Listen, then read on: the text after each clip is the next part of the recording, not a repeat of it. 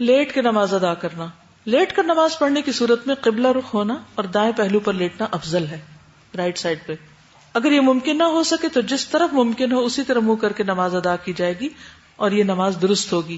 عطا کہتے ہیں کہ اگر قبلہ رخ ہونے کی بھی طاقت نہ ہو تو جدھر رخ ہو ادھر ہی پڑھ لو. ایسا مریض جس کے ہوش و حواس قائم ہو مگر نماز کا کوئی بھی رکن ادا کرنے سے قاصر ہو تو دل ہی دل میں نماز کے ارکان کا تصور کر لے. یعنی آنکھیں بھی نہیں ہلا سکتا، دل میں ہی. وہ کون سا موقع ہو سکتا ہے کہ آنکھیں بھی نہ ہلا سکے انسان؟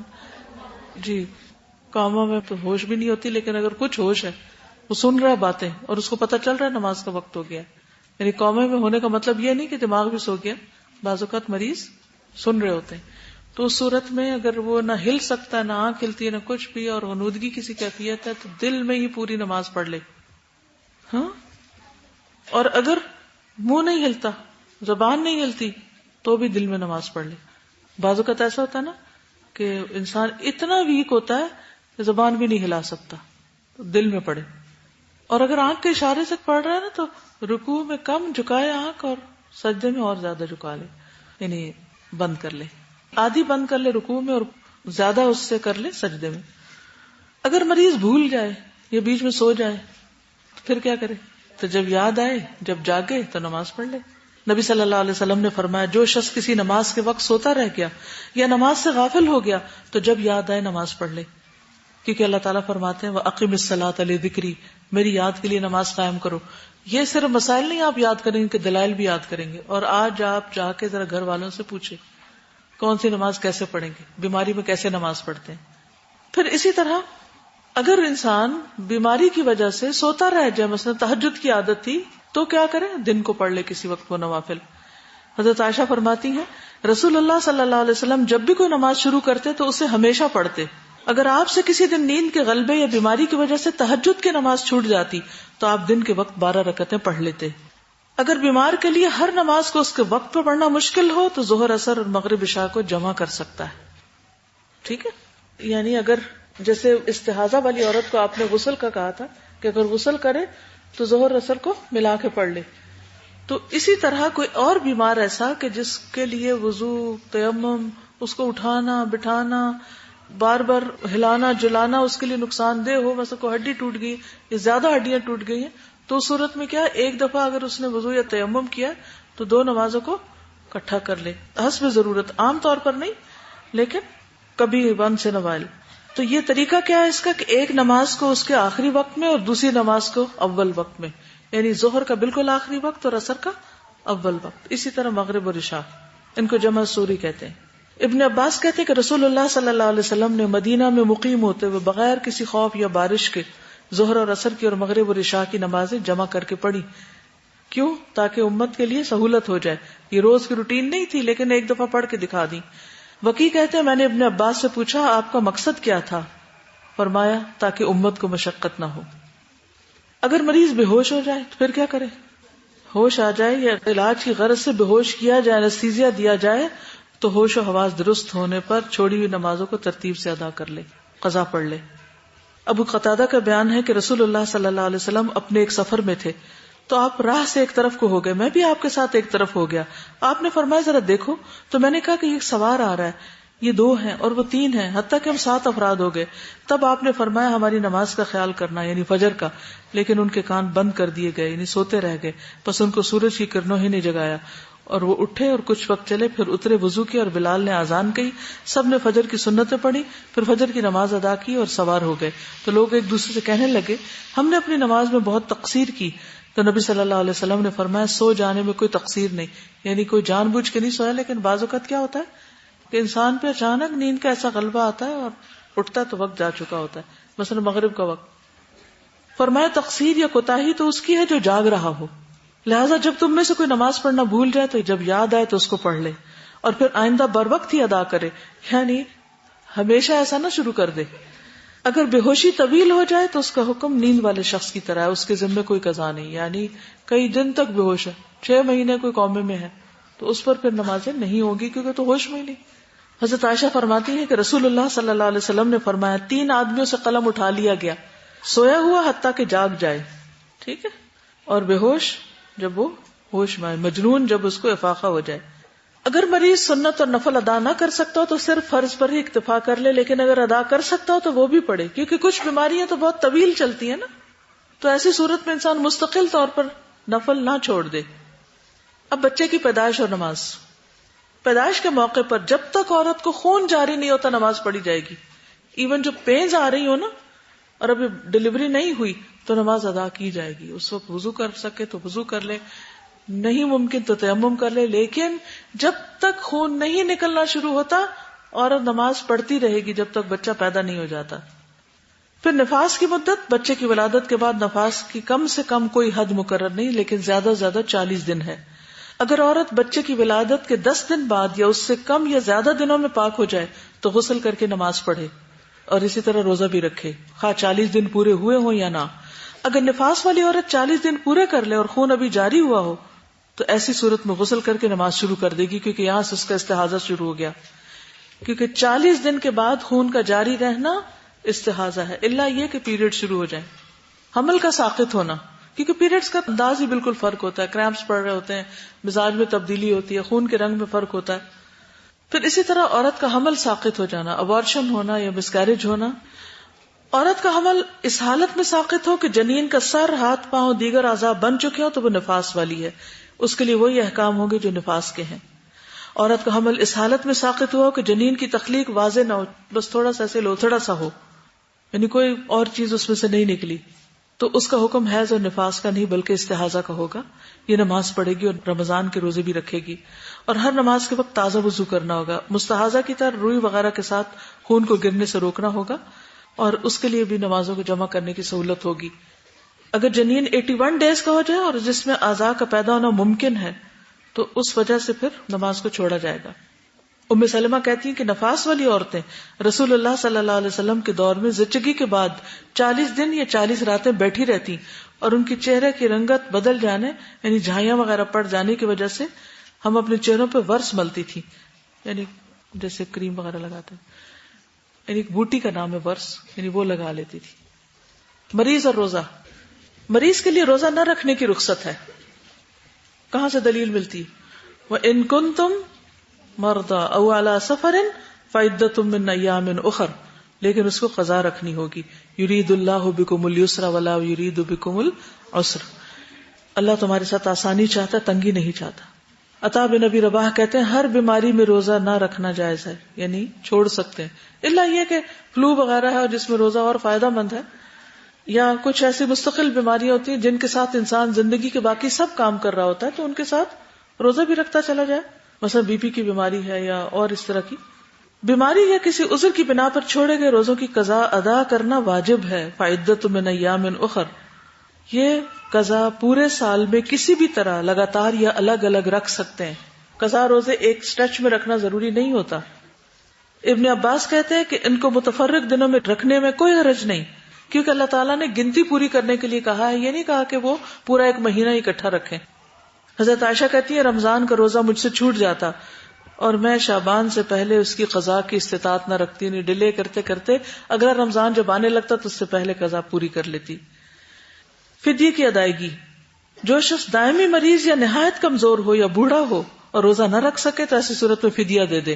ففدیۃ طعام مسکین، جو لوگ اس کی طاقت نہ رکھتے ان پر فدیہ ہے ایک مسکین کا کھانا۔ ابن عباس کہتے ہیں آیت منسوخ نہیں ہوئی بلکہ اس سے مراد بہت بوڑھا مرد یا بوڑھی عورت ہے جو روزے کی طاقت نہ رکھتی ہو، انہیں چاہیے کہ ہر روزے کے بدلے ایک مسکین کو کھانا کھلا دیں۔ اور کھانا کھلانے کے لیے ضروری نہیں کہ خود پکا کے کھلائیں، آپ ان کو راشن وغیرہ بھی دے سکتے ہیں یا روپے پیسہ بھی دے سکتے ہیں۔ انس بن مالک جب بہت بوڑھے ہو گئے، کیونکہ ان کی لمبی زندگی کی دعا کی تھی نبی صلی اللہ علیہ وسلم نے، تو وہ 1 سال یا 2 سال رمضان میں روزانہ ایک مسکین کو روٹی اور گوشت دے دیتے اور روزہ نہ رکھتے تھے۔ ہر روزے کے بدلے میں مسکین کو ایک اوسط درجے کا کھانا دینا ہوگا، نہ بہت لیوش اور نہ ہی بالکل ہی نہ ہونے کے برابر۔ کہا جاتا ہے کہ ایسا ہی جیسے انسان خود کھاتا ہے اسی درجے کا، اور اگر ویسے کاؤنٹ کرنا ہو تو ایک مسکین کے لیے نصف صاع ہے۔ فدیے میں کھانا کھلانا افضل ہے، یعنی کہ فدیہ پیسے دینے کے بجائے کھانا کھلائے تو زیادہ افضل ہے، کیونکہ قرآن مجید میں کیا کہا کہ طعام و مسکین، یعنی کھانا دے۔ اکٹھے بھی فدیے کی رقم دی جا سکتی ہے اور راشن بھی دیا جا سکتا ہے، یعنی اکٹھا فدیہ رقم کی صورت میں بھی دیا جا سکتا ہے اور راشن کی صورت میں بھی۔ حسن بصری اور ابراہیم نخعی کہتے ہیں کہ دودھ پلانے والی یا حاملہ کو اگر اپنی یا اپنے بچے کی جان کا خوف ہو تو افطار کر لیں. پریگننٹ خاتون ہے, دل گھٹنے لگے, بے ہوش ہونے لگی, تو اس میں کیا ہے, روزہ کھولا بھی جا سکتا ہے اور پھر اس کی قضا دینی ہوگی 1 روزہ. علاج کی کیا کیفیت ہے روزے کی حالت میں؟ بلڈ دے سکتے ہیں, بلڈ ٹیسٹ ہوتے ہیں نا, تو اگر آپ نے روزہ رکھا ہوا اور وہ بلڈ ٹیسٹ ہو رہا ہے, بلڈ لے رہے ہیں تو دے سکتے ہیں آپ. اسی طرح چوٹ یا زخم لگنے کی صورت میں خون نکل جائے تو روزہ نہیں ٹوٹتا. ابن عباس کہتے ہیں کہ روزہ ان چیز سے ٹوٹتا ہے جو اندر جاتی ہیں, ان سے نہیں جو باہر آتی ہوں. یہ ایک اصول یاد رکھیں. کیا روزہ کس سے ٹوٹتا ہے؟ جو باہر سے اندر جائے, نہیں کھائے وغیرہ یا اندر کچھ ڈالے انسان. لیکن جو چیز جیسے تھوڑی بہت الٹی آ گئی, خود سے خود نکالی نہیں, خود آ گئی, یا کوئی نکسیر پھوٹ گئی, یا رو لیا, یا بچے کو دودھ پلا رہے ہیں, تو یہ ساری چیزیں اندر سے باہر آ رہی ہیں, تو ان سے روزہ نہیں ٹوٹتا. جو عورتیں حاملہ ہوں یا بچے کو دودھ پلاتی ہوں, اگر روزہ رکھنے میں تکلیف محسوس کریں تو روزہ چھوڑ دیں, بعد میں اسے قضا کرتے ہوئے گنتی پوری کر لیں. روزے کی حالت میں تشخیص مرض کے لیے خون دیا جا سکتا ہے. ابن عباس سے ایک اور روایت ہے کہ نبی صلی اللہ علیہ وسلم نے روزے کی حالت میں سینگی لگوائی, یعنی حجامہ کرایا. روزے کی حالت میں دانت کا علاج کروایا جا سکتا ہے, ضرورت کے تحت دانت نکلوایا جا سکتا ہے, الا یہ کہ دوا کے اندر جانے کا اندیشہ ہو. آنکھ, کان یا ناک میں دوا ڈالنا, اس میں احتیاط برتنے کی ضرورت ہے کہ وہ حلق سے اتر کے پیٹ میں نہ چلی جائے, کیونکہ ناک کا کنیکشن بھی گلے سے ہوتا ہے اور گلے سے پیٹ میں چیز جا سکتی ہے. اسی طرح بعض اوقات آنکھ سے بھی, تو اس سے بچنا چاہیے. رسول اللہ صلی اللہ علیہ وسلم نے فرمایا کہ وضو میں خوب ناک میں پانی چڑھاؤ, پیچھے پڑ چکے ہیں, حتیٰ کہ آنسو آ جائے یا یعنی پچھلے نتنے تک چلا جائے. لیکن اگر روزے سے تو ایسا نہ کرو. کیوں؟ کیونکہ پانی ناک سے اندر گلے تک آ جائے گا. حسن بصری کہتے ہیں کہ ناک میں دوا چڑھانے میں اگر وہ حلق تک نہ پہنچے تو کوئی حرج نہیں. یعنی اگر آپ نے صرف اگلے نتنوں میں تیل لگایا یا کوئی اور دوا ایسی کہ وہ گلے سے نیچے یعنی پیٹ تک نہیں جاتی تو کوئی بات نہیں. اسی طرح انہیلر لیا جا سکتا ہے, کیونکہ انہیلر لنگز میں جاتا ہے, سٹمک میں نہیں. ٹھیک ہے, وہ کھانے کی چیز تو نہیں جو اندر جائے گی, یہ تو ایسے جیسے آپ بریتھ کر رہے ہو. پھر اسی طرح لیڈی ڈاکٹر سے اندرونی معائنہ کرانا, یہ کرا سکتے ہیں کہ نہیں؟ جیسے ایک عورت پریگننٹ ہے, اس نے روزہ رکھا ہوا ہے اور ڈاکٹر نے اس کو چیک کرنا ہے, کروا سکتے ہیں جی. اس سے روزے پہ اثر نہیں ہوتا اور نہ ہی غسل کرنا ضروری ہوتا ہے. یہ سوال بہت کامن آتا ہے, کیا اس میں غسل کرنا چاہیے؟ لیڈی ڈاکٹر سے چیک کروا کے, وجائنا وغیرہ چیک کرے. پھر شوگر کے مریضوں کے لیے احتیاط, اگر ان کو بیماری کے بڑھنے کا اندیشہ ہو تو روزہ چھوڑ سکتے ہیں, اگر طاقت ہو تو رکھ بھی سکتے ہیں. ہر ایک کا فرق ہوتا ہے مزاج. پھر کن چیزوں سے روزہ ٹوٹتا ہے؟ جان بوجھ کے قے کرنا, اگر خود آ رہی ہے تو پھر نہیں روزہ ٹوٹتا. نبی صلی اللہ علیہ وسلم نے فرمایا جس کسی کو قے آ جائے جبکہ وہ روزے سے ہو تو اس پر کوئی قضا نہیں, لیکن اگر وہ قصدن قے کرے تو قضا دے. ٹوٹ گیا روزہ اور اب دوبارہ ایک روزہ رکھنا ہوگا. حیض اور نفاس شروع ہو جائے چاہے دن کے کسی بھی وقت میں ہو, خواہ افطار میں چند لمحے ہی کیوں نہ ہو, روزہ چلا جائے گا. بعض لوگ کہتے ہیں آدھا دن گزر گیا اب روزہ ہو جائے گا. روزہ نہیں ہوتا چاہے 1 منٹ پہلے اگر پیریڈ شروع ہو. نبی صلی اللہ علیہ وسلم نے فرمایا کیا جب عورت حائضہ ہوتی ہے تو نماز اور روزے چھوڑ نہیں دیتی؟ یہی اس کے دین کا نقصان ہے. گلوکوز یا خون یا کوئی اور غذائی مواد کسی طریقے سے جسم میں پہنچانا, امپورٹ کرنا درست نہیں. ٹھیک ہے, یعنی طاقت کے انجیکشن نہیں لگوا سکتے آپ. انسولین جی لگا سکتے, کیونکہ روزہ دار کو ایمرجنسی کی صورت میں اگر خون لگوانا پڑے یا ڈرپ لگوانی پڑے تو اس سے روزہ ٹوٹ جائے گا. اس صورت میں بعد میں پوری کرنی ہوں گے روزے. مریض اور حج اور عمرہ, وَلِلَّهِ عَلَى النَّاسِ حِجُّ الْبَيْتِ مَنِ اسْتَطَاعَ إِلَيْهِ سَبِيلًا, لوگوں پر اللہ تعالیٰ کا حق یہ ہے کہ جو اس کے گھر تک پہنچنے کی استطاعت رکھتا ہو وہ اس کا حج کرے. تو اگر بیمار ہے جا ہی نہیں سکتا تو اس پر پھر حج نہیں, وہ کسی اور سے کروا سکتا ہے, حج بدل. رسول اللہ صلی اللہ علیہ وسلم نے فرمایا جس شخص کا حج کا ارادہ ہو اسے یہ ارادہ جلد پورا کر لینا چاہیے, کیونکہ بعض اوقات کوئی بیمار ہو جاتا ہے, کبھی سواری گم ہو جاتی ہے, کبھی کوئی اور ضرورت آڑے آ جاتی ہے. اگر کوئی شخص اتنا بوڑھا ہو کہ سواری پہ بیٹھ ہی نہیں سکتا, جیسا کہ ایک شخص نے کہا کہ یا رسول اللہ میرا باپ بہت بوڑھا ہے, حج کی طاقت نہیں رکھتا, نہ عمرے کی نہ اونٹ پہ سوار ہونے کی. فرمایا اپنے باپ کی طرف سے حج اور عمرہ کرو. تو اس سے یہ پتہ چلتا ہے کہ حج کے علاوہ عمرہ بدل بھی کیا جا سکتا ہے. اسی طرح حجۃ الوداع کا واقعہ ہے کہ ایک عورت نے آپ سے سوال کیا میرا باپ بوڑھا ہے, سواری پہ سوار نہیں ہو سکتا, کیا میں اس کی طرف سے حج ادا کر سکتی ہوں؟ آپ نے فرمایا ہاں کر سکتی ہو, یعنی عورت مرد کی طرف سے حج بدل ادا کر سکتی. اگر کسی شخص کو بیماری کا خوف ہو اور وہ احرام باندھتے وقت یہ نیت کر لے کہ اگر بیماری بڑھ گئی تو میں وہیں احرام کھول دوں گا، تو ایسے شخص پر حج اور عمرے کی ادائیگی سے قبل ہی احرام کھولنے پر کوئی فدیہ یا دم نہیں ہوگا، یعنی اگر اس نے مشروط احرام باندھا ہے۔ حضرت عائشہ فرماتی کہ رسول اللہ صلی اللہ علیہ وسلم ضباع بنت زبیر جو کہ حضرت مقداد کے نکاح میں تھی، ان کے ہاں تشریف لائے، پوچھا کیا تم نے حج کا ارادہ کیا؟ انہوں نے کہا اللہ کی قسم میں اکثر بیمار ہو جاتی ہوں۔ آپ نے فرمایا حج کرو، لیکن احرام باندھتے وقت یہ شرط کر لو کہ اللہم محلی حیث حبستنی، اے اللہ جہاں تو نے مجھے روک دیا میں وہیں احرام کھول دوں گی۔